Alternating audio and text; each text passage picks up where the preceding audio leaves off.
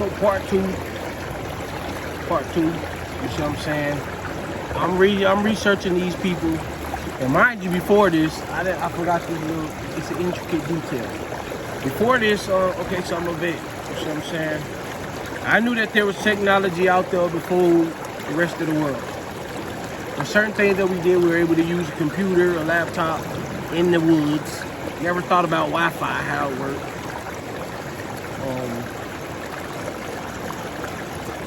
Basically, so I was separated from my kids or whatever. Their mother went her separate ways, and I went my way. But during that time, my daughter, I forgot how old she was at the time, but it's the time that the Hunger Games book came out. So she's reading the Hunger Games book. So I purchased the book, and this is my way of continuing, you know, to keep that our connection there. So she's reading the Hunger Games book. Mind you, she's in elementary school. She's reading Hunger Games. Chosen of the chosen. So my daughter's what reintroduced me to reading books.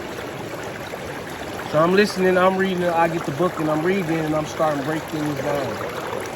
I'm starting to, this book is sounding too real to me. I'm like, hold on, wait.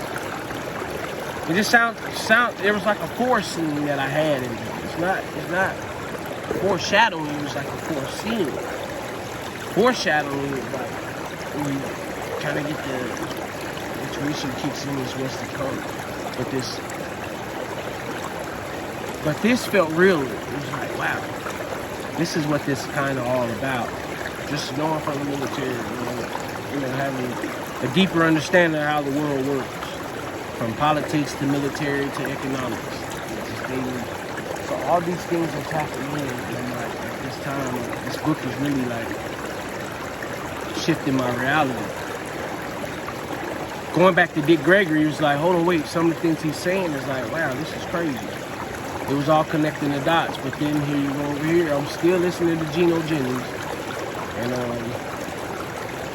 so it's kind of feel like this knowledge over here is wrong. This information, I wouldn't call it knowledge at the time. It was information over here is wrong. And this feels so right, and it's so convicting, and it's so totally, what Gino Jennings was talking about was the total opposite of who I was, or what I was inspiring to be. So it's like, the scales dropped. Like, and it was feeling more like this, versus this. So I got Gino on one hand, I got Dick Gregory on the other hand. And on certain days and certain moments of the day, I feel like he's correct, I should go this route. And I feel like Dick Gregory's right on this one. But which one felt true to me was like this, so I'm like, well, who are you? Mind blown again. That's what's called spiritual warfare. So I start researching, and I'm digging deeper. So I had friends in the military that were Masons, you know. I had friends who spoke against that, you know, elders. I was a youngster, but I was respected by a lot of elder men. You hear me? So some of them was like, they don't mess with this because of that. And the other ones were like, hey, you should do this. I was never formally invited, but you know, a couple bugs were dropped in my ear. And with that being said, you know, I wasn't green to it. You know, I wasn't green to the knowledge.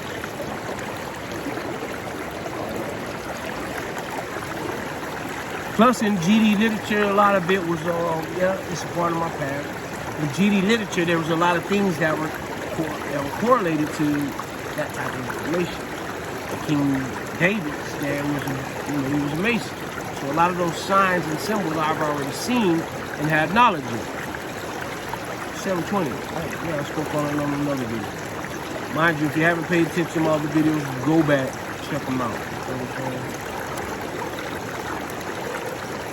It all comes together. I really shouldn't even call this part 1 and part 2, so this is still a continuation of part 1. I'm just kind of walking you down the path.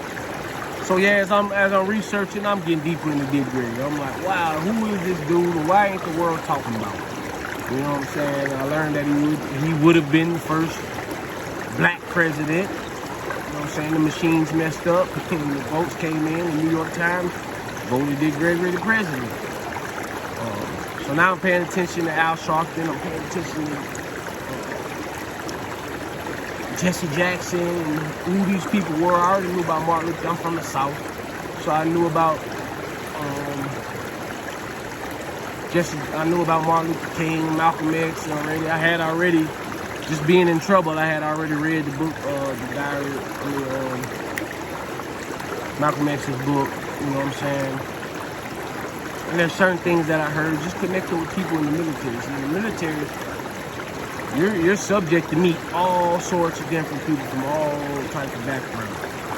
So shout out to Ibrahim Bai from Africa, one of my fellow battle buddies, my soldiers. You know what I'm saying? He used to put me on a lot of things and try to teach me things, and at that time I was just ignorant to it. I was asleep. I was a sheep. You know what I'm saying? But I was always impressed by his knowledge or his intelligence or what he knew about certain things. You see, they don't teach us a lot of that over here in America. So yeah, I've heard these things before, but it all started connecting the dots. It was like I always felt like I was greater than something. Like better than most. I'm not gonna cap. It felt like I was better than most because whatever I touched my hands on turned to gold. I had the mightiest touch.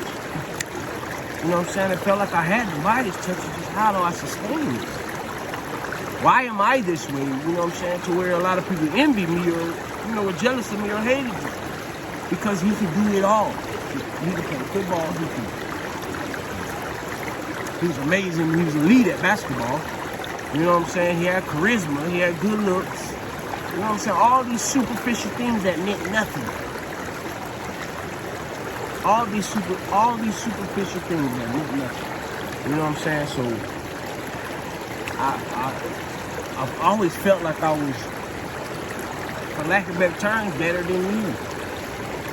Whatever you could do, anything you could do, I could do better. Yeah, that was an ego, but this comes later in the video. You know what I'm saying? So from there,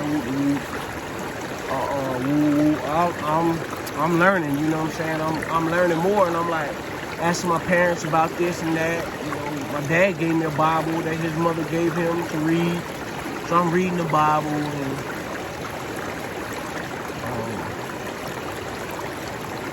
I got my kids there. I'm living my life right. I'm spending time with my nephews, Dig, you know what I'm saying? Everybody. I don't really got any more people in my life like that. I never knew why people were attracted to me.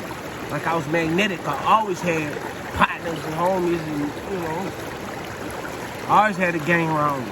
You see what I'm saying? And I never understood it because as a kid, I only liked one friend. I didn't really like many people around. But what I learned later in life is that that was feeding my ego. The more people that were into me, I only mess with people who freak with me. You know what I'm saying? I only mess with people who gravitated to me. I'm highly magnetic. I was highly magnetic then, and I'm highly magnetic now. Just on a higher vibration. So yeah, I was the one that could call the shots. Shoot first. You know what I'm saying? It was all a low vibrational energy. It was horrible.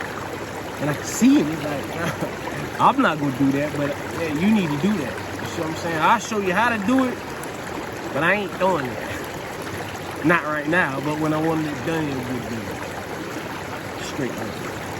You know what I'm saying? That's the devil energy. The higher self and lower self. I operate in the lower self.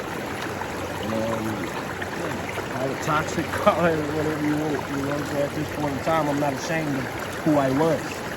I'm in love with who I became. But that's part of your spiritual journey.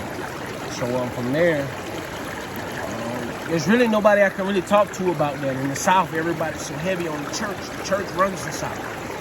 It's the #1 business in the South. So I couldn't really tell anybody about it, you know what I'm saying, like how I truly felt or what I was going through, so I bottled it up. No one ever knew I was even on this journey.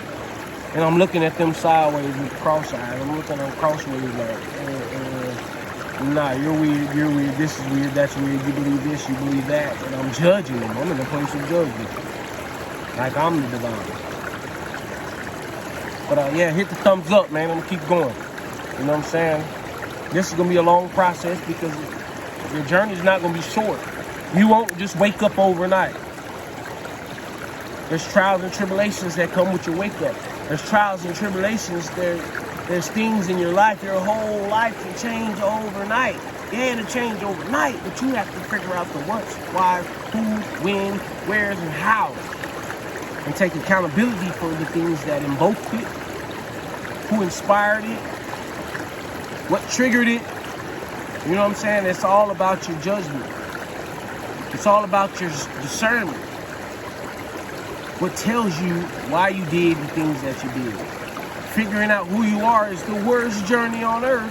It's the most beautiful, but the worst journey you can ever take in your life. And that's why you see these spiritual videos on YouTube saying why you should never open your pineal gland, why you should never take your spiritual journey, why your spiritual awakening is the worst thing you can ever experience in your life. Not the worst thing you can ever have, but the worst thing you can ever experience. That is just eating. Stay tuned. Hit the thumbs up. Like, subscribe if you haven't already done it. This the realest of the realest you're going to get uncut. It's raw and uncut, really. One. Shout out to nature. Yeah, we still out there. Yeah, we still in it. Yeah. We still doing that. But yeah, one.